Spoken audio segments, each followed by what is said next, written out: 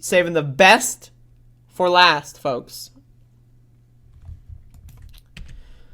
So, Nina Turner was on a town hall with an organization, to my understanding, that is the Progressive Democrats of America or something. It's abbreviated PDA. And so shout outs to Mila for letting me know about this and inviting me. So I got to ask a question. And so I want to play this part of the clip of me asking Nina Turner a question and her response.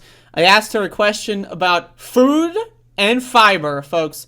And so let's get in. Let's listen. Thank you. And Andrea, actually honored to have you here, Andrea.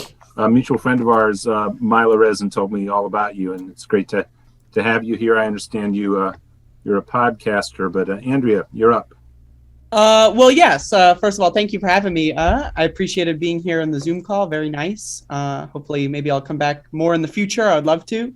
So Nina Turner, first of all, your words are really great. I love listening to you speak. So, but you mentioned when you were talking about clean food access, like as part of like every person deserves like the basics, clean water and clean food. Clean water is a little straightforward. I think that, like we're seeing a lot of water crises in this country going on, but it's really mostly a matter of filtration. But clean food is something that I think about a lot because there's a study done in 2019 that says that 95% of Americans do not eat the daily recommended dose of fiber in their diets, which is an extremely large percentage. That is almost every single American citizen does not eat enough fiber. And so not only do we need access to food, but we need access to healthy food. And the food industry is one of the biggest, barriers to that because they profit off of making our food addictive and unhealthy. And so I really appreciate you talking about the necessity for clean food. And, I think more people really need to talk about like home cooked meals are a big thing. We need to be like trying to cook for our community. And we also need to like stop making like things like fast food be where people go to hang out at McDonald's, like that. We need to create a culture around healthier, more organic eating and so forth. I want to be very clear, folks. I'm wearing the same shirt that I was yesterday, but there's an underlayer. I'm going to be very clear. The underlayer is different. I want to be upfront. I know this is a clip from yesterday and I'm wearing the same shirt. The underlayer is different.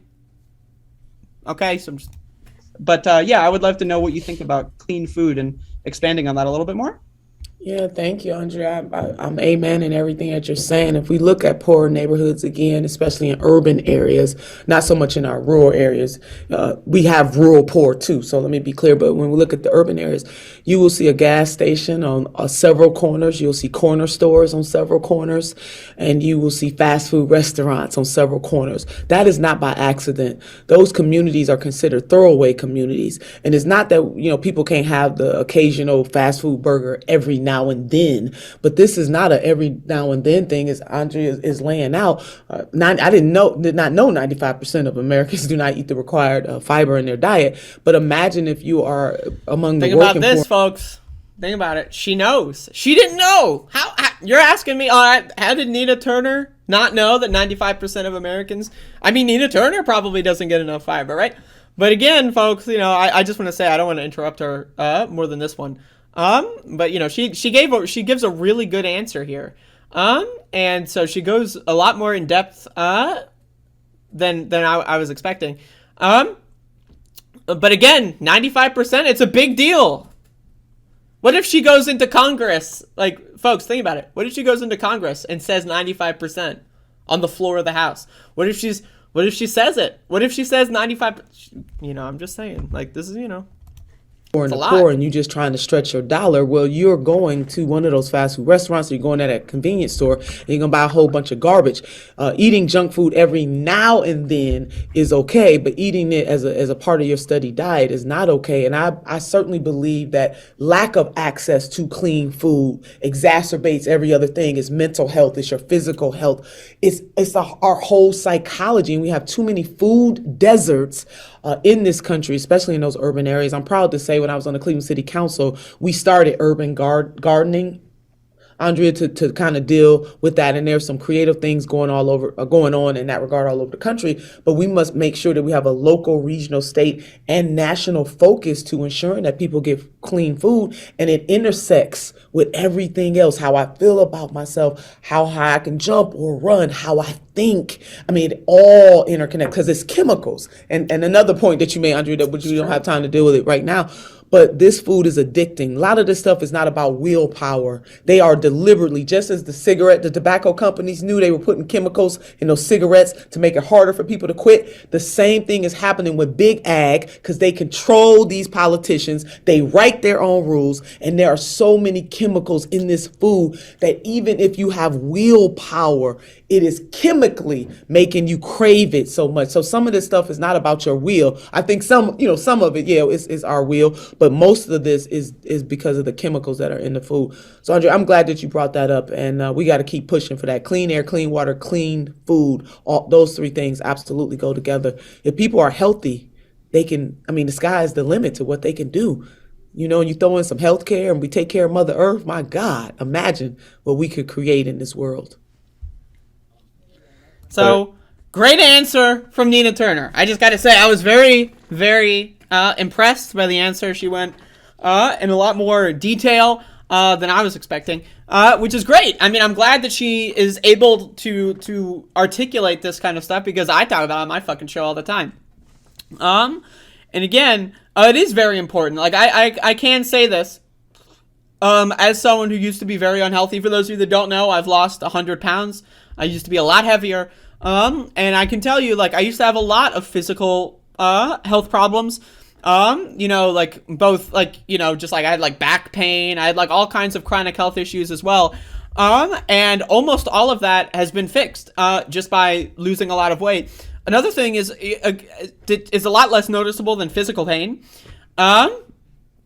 Is brain fog, right? Most people, if they don't sleep enough and they don't have a healthy diet, they're not thinking correctly. As she also mentions, people are more lethargic, and that's good for the capitalist class. It makes them less rowdy. It makes people less likely to say, wait a second, I don't like that. Now imagine if you're in a situation where, again, my goal when I started losing weight most recently, my goal was to be able to run away from police if I went to a protest. That was my goal, and I think I accomplished that goal last year during my protest activities. But again, think about how many Americans are unable to run away from a police officer or something like that. Think about how many Americans are unable to even get out of these horrible loops that they're in when it comes to what food that they eat. Most Americans don't even think about the food that they eat. They're just on autopilot when it comes to food, right? Processed food is in everyone at all times. And also just think about again, just like, not only is this food addictive, but it's so extremely unhealthy. All the processed food and packaging that goes along with that is so horrible for the environment. The whole thing is just, it's a big nightmare. And again, Nina Turner does a great job answering this question. And I hope that she does talk about clean food a lot, and healthy food and access to healthy food. Because I think most people have access to healthy food in a vague sense. But, again, not like healthy food requires a lot more than just access to, right? You need money to afford, time to cook, time to learn about what food is good for you, how to cook certain foods, things that aren't taught in schools, right? And so we need a lot of time and education and resources to be able to realize how important diet is to our functioning. And again, Nina Turner delivers a great answer here, and I hope that she does. If she does win, I hope that she can make a positive change. I mean, even if it's just in the case of national dialogue, even if it's just in the case of telling people, we really need to encourage healthy eating and help each other eat healthily. Very, very, very good answer from Nina Turner. And again, vote for her if you live in her congressional district. Unconditional support for Nina Turner. I'm going to be honest. Like, she's fantastic.